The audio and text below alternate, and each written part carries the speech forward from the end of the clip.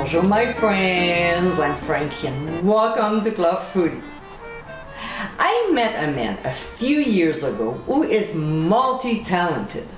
His name is Stephen Vitali. He is a famous composer and pianist. He also owns two popular lifestyle magazines, one in Ontario and one in Beverly Hills. Plus, he recently made an amazing documentary film called The Jewels of the Salton Sea. In his honor, I've decided to create a special recipe for him.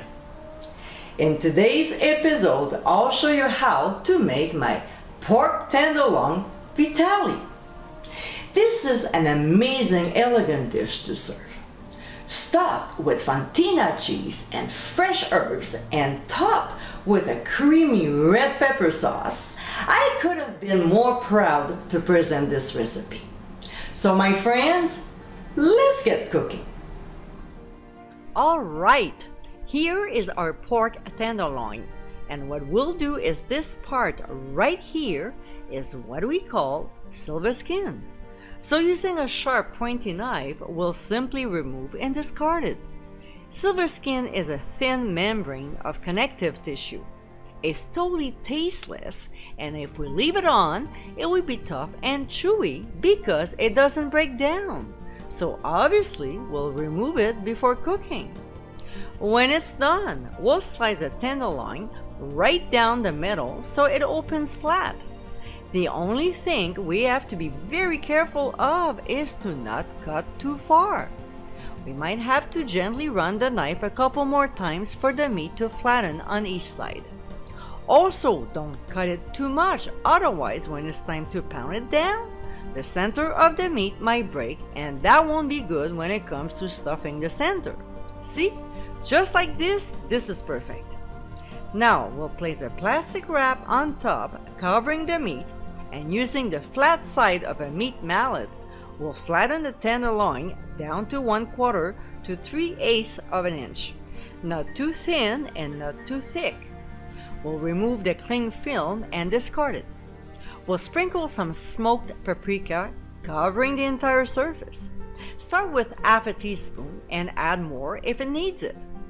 Then we'll place the cheese slices, leaving about an inch from the edge so it's easier to roll and also keep the ingredients inside.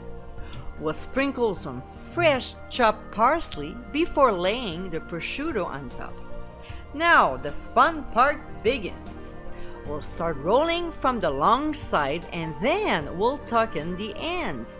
We'll finish rolling the pork tenderloin, keeping it tight just like this. Next, using some kitchen twine, we'll tie one end, leaving extra length for later on. What we'll do now is to take the twine and wrap it around the tenderloin in a spiral pattern to the other end. Make sure to keep it tight all the way along. When we get to the other end, we'll double back in the other direction, continuing with the same spiral pattern. Is it a fancy way of doing it? No, but it's definitely effective. When we get back to our starting end, we'll make a double knot with the extra length we left from earlier. Then we'll cut the twine, and that's it. The hardest part is done. To make the ends more secure, use a couple toothpicks if you like, as long as you don't forget to remove them after the pork is cooked. We'll season the meat generously with freshly ground black pepper and set aside for now. In a large oven-proof skillet over medium-high heat, we'll add oil. When it starts shimmering, but not smoking though, we'll place a tenderloin, but with the seam side down. We'll quickly sear that side only. The meat will stick at the bottom, so we'll just move it around and also move the pan so the oil can get under the pork, which will prevent it from sticking to the skillet. When the meat gets that nice brown color on it, we'll flip it over and transfer into a 375-degree preheated oven. We'll cook the meat between 20 to 25 minutes or until the internal temperature reaches 140 degrees Fahrenheit. While the pork is cooking, in a small bowl, we'll combine diced apple with lemon juice, which will prevent the apple from browning, and we'll set aside. 24 minutes later, my tenderloin was done, so we'll remove from the heat and transfer the meat to a cutting board to let it rest.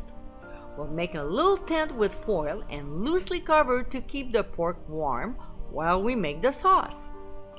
Back to the skillet. Using paper towel, we'll remove the excess fat, leaving a little behind. We'll turn the heat to medium-high and pour in apple juice and chicken broth. When it starts to simmer, we'll scrape the bottom of the skillet to dislodge any brown bits, which will give such a nice flavor to our sauce. To this, we'll add spicy red pepper jelly, stir until very well blended and the jelly has turned into liquid form. We'll add rosemary, heavy cream, and the apple mixture. We'll stir the ingredients until well incorporated. We'll reduce the heat and let the sauce simmer gently until it thickens, about 15 to 20 minutes, stirring occasionally. Then when it gets to the desired consistency, we'll turn the heat up and stir in the butter until melted. This will give a beautiful shine to the sauce. Now, spoon the sauce over the sliced pork and serve immediately. And my friends, this is our pork tenderloin Vitale. Distinguished, classy, and elegant, just like the gentleman this recipe is named for, Mr. Stephen Vitale. He generously provided some of his famous composition to use as a background music for this scrumptious creation. I hope you give it a try soon, and be sure to visit clubfoodie.com for ingredient amount and more info. Until next time, my friends, bon appétit!